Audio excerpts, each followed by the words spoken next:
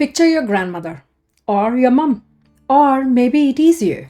Someone who has worked hard, planned ahead, did what they were supposed to do. Opened a 401k, picked the growth fund, the annuity, the retirement account that was supposed to just quietly work. That is not a generation. That is most of America. Trusted the system to take care of the rest. And here is why it worked.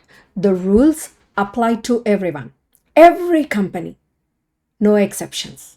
That equal application is what made the system trustworthy. Now, SpaceX goes public June 12th. Biggest IPO in the history. And most of the conversation is about whether you are going to miss out. But here is the question nobody is asking on your grandmother's behalf. Does she know what happens automatically inside her retirement account when SpaceX goes live? Because it is happening whether she started the conversation or not. So here is the picture. Index funds were genuinely good idea. Instead of picking individual stocks, which is expensive, risky, and hard, you buy a slice of hundreds of companies at once. Low cost, diversified. The fund just follows the index. So when a new company enters the index, every fund that tracks that index has to buy it. Has to. The index moves, the fund follows without a phone call. Wall Street calls this forced buying. Now, is what Elon Musk did itself a form of forced buying? Kind of. He did not invent forced buying. That has always been part of how index funds work. Now, here is the rule that existed to protect your grandmother from this. Before any company could enter the index, it had to wait about 3 months. Why? Because new stocks are volatile. The price jumps around. Nobody really knows what it is worth yet.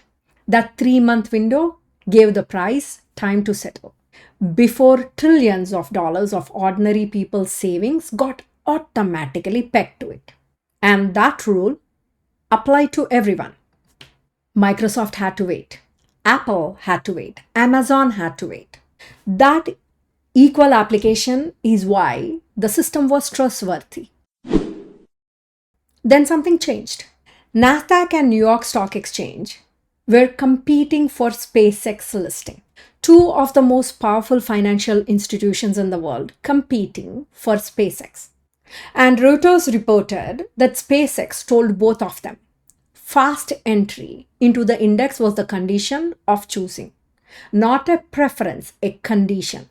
NASDAQ changed its rules to accommodate SpaceX from the 3 months to 15 trading days.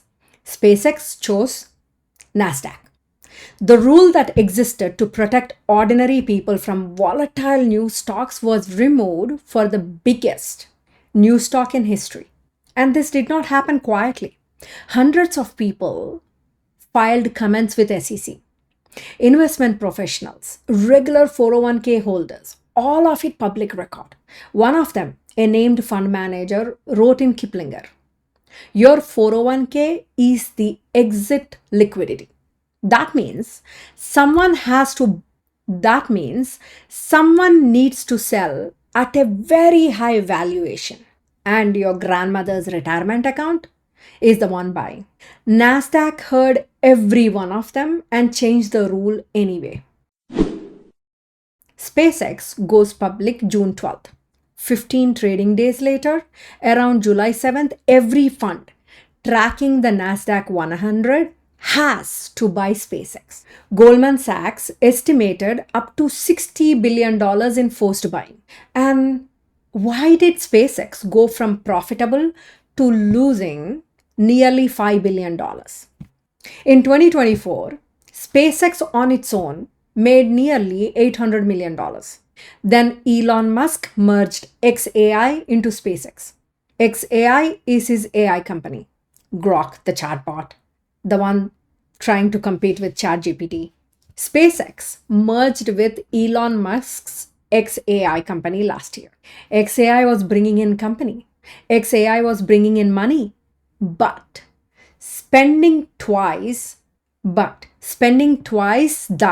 to keep the lights on. And the gap was getting wider, not smaller. SpaceX went from profitable to losing nearly $5 billion in a single year. The S&P 500 looked at all this and said no. The S&P 500 has a rule. Before any company can join, it needs to show real profit. And they kept their standard. And as SpaceX lost nearly $5 billion last year, it did not qualify. One index held the standard that was there to protect your grandmother. One changed its rules because one company asked it to. So which accounts are we talking about? Any account holding a fund that tracks the NASDAQ 100, your 401k, IRA, or Roth IRA, a 403b, teachers and nurses usually have this. Variable or index linked annuities tied to a growth index, FI29 for college, an HSA if you have been investing the balance. And here is the important thing. Apple and Nvidia show up in both NASDAQ funds and S&P funds. So looking at the stocks alone will not tell you enough. The question is, what index does your fund track? If it says NASDAQ 100, QQQ, or NASDAQ in the name, that is the exposure. And here is what I would do. Open the retirement account. Find the fund where most of the balance sits. Search the fund name. Does it say NASDAQ 100, QQQ, or NASDAQ in the name? If yes, now you know. Keep it, move it, call the provider and ask what July 7th means for that specific product. All of those are good moves. But here is what this is really about. If you look at what is in your fund and decide to keep it, that is a decision you made. If you look at it and decide to move it, that is a decision you made. Both of those are the right answer. As long as it is yours. Your grandmother saved for decades so that the decision would be hers. This is hers. Let her decide. By the way, the valuation they're asking for, $1.75 trillion for a company losing nearly $5 billion in a year. That is roughly 100 times what they actually bring in. Not 100 times profit, 100 times revenue. It also includes a plan to fly people between cities in a rocket, anywhere on Earth in under 30 minutes. So Elon has a company that digs tunnels underground, promised 150 miles an hour, currently doing 35 in a Tesla with a driver. This is your one small seed. Plant it, grow it, leave a legacy.